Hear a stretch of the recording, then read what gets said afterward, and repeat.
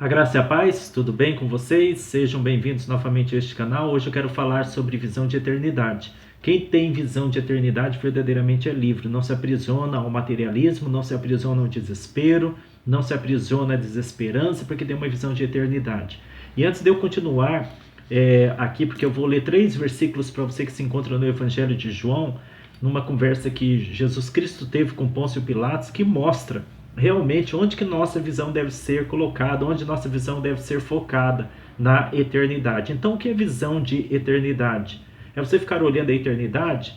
Visão de eternidade nada mais é do que você fazer ou viver, ou você andar por esta terra sempre focado na sua vida futura. Uma vida futura não presente aqui no planeta Terra, mas uma vida futura presente na vida espiritual, no campo espiritual, na habitação de Deus. Isso é visão de eternidade. Quando nós temos uma visão de eternidade, todas as coisas aqui embaixo, aqui no planeta Terra, mudam. O nosso foco muda, a nossa forma de enxergar a vida muda.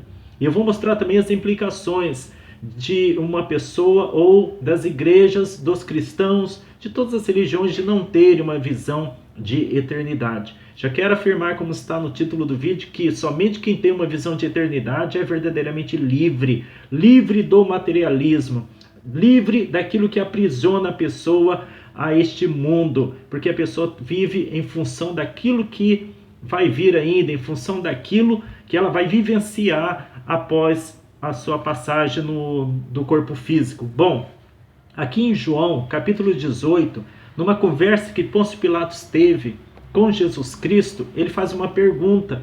Ele faz uma pergunta aqui no versículo 33. Tu és o rei dos judeus? Agora, olha a resposta de Cristo no versículo 36. O meu reino não é deste mundo. Preste bastante atenção, olha o que o Cristo fala, o meu reino não é deste mundo. Se o meu reino fosse deste mundo, lutariam os meus servos para que eu não fosse entregue aos judeus, mas agora o meu reino não é daqui. No 37 está escrito assim, disse-lhe pois Pilatos, logo tu és rei? Jesus respondeu, tu dizes que eu sou rei. Eu para isso nasci e para isso vim ao mundo, a fim de dar testemunho da verdade. Todo aquele que é da verdade ouve a minha voz. Então, diante da pergunta de Pôncio Pilatos a Jesus se ele era o rei dos judeus, Jesus ele não negou que ele era rei, mas não somente dos judeus.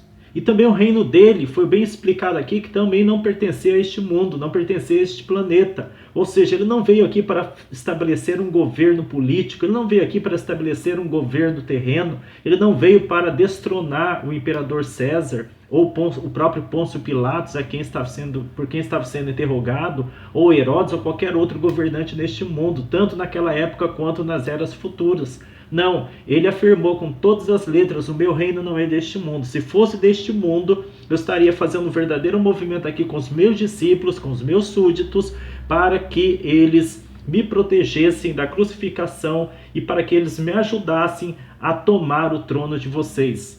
Então é isso que ele estava querendo dizer quando ele falou assim, que se o meu reino fosse deste mundo, os meus servos lutariam por mim. Mas o meu reino não é deste mundo. Eu sou sim rei, como ele falou para Pôncio Pilatos.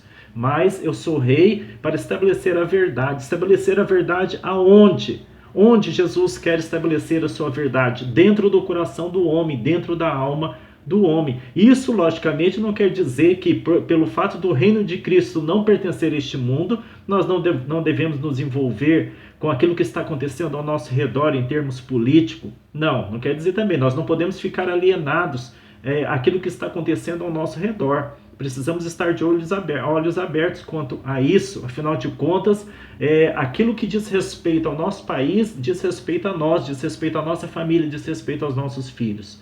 Bom, mas quais são as implicações de nós não termos uma visão de eternidade? As implicações estão aí para quem quiser ver ao seu redor, por todos os lados, especificamente dentro das religiões, dentro da igreja, da própria igreja cristã. Por que nós vemos aí tantas aberrações dentro das igrejas? Por que as igrejas hoje estão estabelecendo um programa de evangelização, entre aspas, onde o propósito é estabelecer o reino terreno, tanto na vida dos seus membros, quanto na vida dos próprios líderes, dos próprios pastores? Por quê? É uma visão terrena, não é uma visão de eternidade.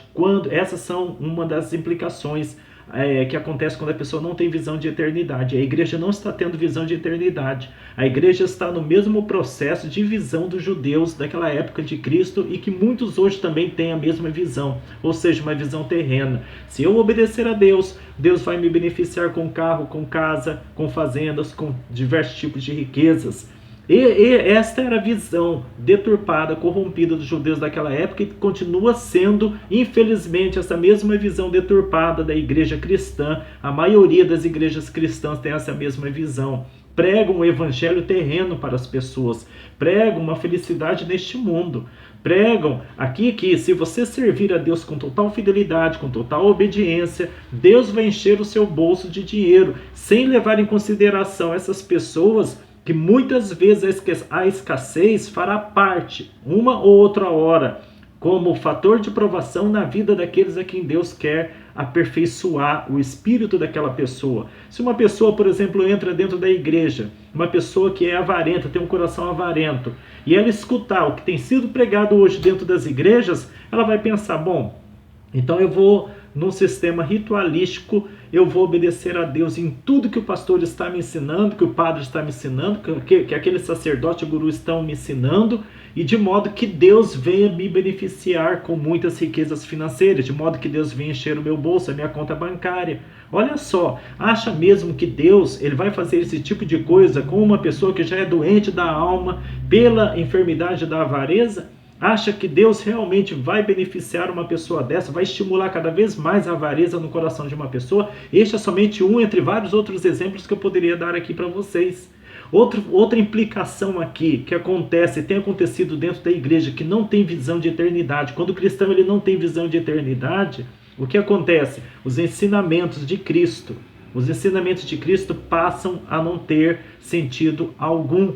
Daí o motivo de tanta confusão com relação à Bíblia Sagrada e tantas interpretações errôneas, especialmente hoje de ateus, especialmente hoje também, como você vê no YouTube, desses professores de teologia, de grego, de não sei o que mais aí, que têm interpretado, são teólogos na verdade que se afastaram, apostatados da fé cristã, se afastaram da fé cristã e agora ensinam a palavra de Deus de uma forma materialista, de uma forma carnal, sem a espiritualidade que as palavras do Cristo contêm. O que acontece? Acaba fazendo com que a Bíblia Sagrada, ou seja, muito mal compreendida, ou faz com que muitas pessoas que adquirem esse tipo de conhecimento desses teólogos aí da internet, que hoje não têm conseguido explicar a Bíblia Sagrada porque a própria visão deles é uma visão terrena, é uma visão sem espiritualidade, e isso faz com que muitas pessoas se tornem ateias, agnósticas, ou abandonam completamente toda a forma de espiritualidade em função de algum caminho deturpado por aí, algum caminho de trevas. Então, olha as implicações de uma pessoa não ter uma visão de eternidade. Os judeus tinham essa visão de eternidade, os judeus não tinham essa visão de eternidade, portanto eles tinham uma visão materialista. Por isso, daí o motivo dos judeus não terem naquela época reconhecido Cristo, o Messias verdadeiro, quando chegou à Terra. Quando Cristo se apresentou à Terra, os judeus não o reconheceram. Por quê? Porque esperavam um Deus com um governo terreno, um Deus com um exército forte, poderoso, para tirar Roma do domínio, do poder e colocar novamente Israel no seu domínio. Então, essa era a visão que os judeus tinham de Jesus Cristo. E quanto a nós agora em nível particular? Quais são as implicações de nós também não termos uma visão de eternidade? Além de tudo isso que eu acabei de falar para você aqui, que aquele que não tem uma visão de eternidade, ele acaba desenvolvendo uma visão materialista da própria Bíblia Sagrada e, portanto, ele vai seguir aquilo que tudo aquilo que é terreno, tudo aquilo que é material. Mas a outra implicação que é muito mais pesada é que diante das dificuldades do mundo a pessoa não vai ter esperança alguma, porque se não tem uma visão de eternidade, a sua visão vai ser totalmente limitada. Então, diante das provações da vida, o homem vai cair em completo desespero. Diante das duras provações e dolorosas provações que muitas vezes eu e você temos que passar, não sobrará esperança que fique em pé. A fé, ela não vai ser sustentada. Por quê? Porque nós não temos uma visão de eternidade. Então, a visão de eternidade faz com que a gente não venha compreender os ensinamentos morais de Cristo. Não compreendendo os ensinamentos morais de Cristo, nós não vamos ter um desenvolvimento do nosso espírito. Não vamos ter a nossa visão ampliada. Os ensinamentos de Cristo para nós vão fazer pouco ou quase nada de sentido para o nosso espírito. Agora, a ideia de eternidade gera uma fé inabalável, como eu escrevi aqui, muda completamente a visão do homem sobre a vida terrena. As leis de Deus passam a fazer sentido e o homem desperta das suas profundas trevas de ignorância, de materialismo, de ceticismo. Então, eis a necessidade de nós termos uma visão de eternidade. Por isso que a igreja hoje se encontra essa bagunça toda que você enxerga por aí. Por isso que muitas pessoas estão se apostatando, se afastando da fé. Por quê? Porque vê pregações totalmente materialistas, pregações que estão prometendo o reino deste mundo para o seu bolso, pastores, líderes em geral, que estão prometendo através das escrituras, porque as escrituras não fazem isso, estão prometendo que o seu bolso, a conta bancária vai mudar, e é isso, é atrás disso que o povo todo está correndo atrás. Ou seja, perderam a visão de eternidade, não tem uma visão de eternidade. Então, sem visão de eternidade, você não compreende a Bíblia Sagrada, a palavra do Senhor Deus. A fé não é sustentada no seu coração. Sem visão de eternidade, a sua esperança ela morre. Então, tenha visão na eternidade. Procure, quando você abrir a Bíblia Sagrada, orar, se espiritualizar, buscar ajuda do Espírito Santo para compreender os ensinamentos que Cristo está nos ensinando. E isso vai te edificar, é isso que vai te trazer crescimento espiritual. Amém? Então, que Deus te abençoe grandemente com estas poucas palavras. Foque-se na espiritualidade, numa visão de eternidade, você vai ser grandemente edificado. Da tua vida terrena, Deus já tem cuidado. Fique com Deus.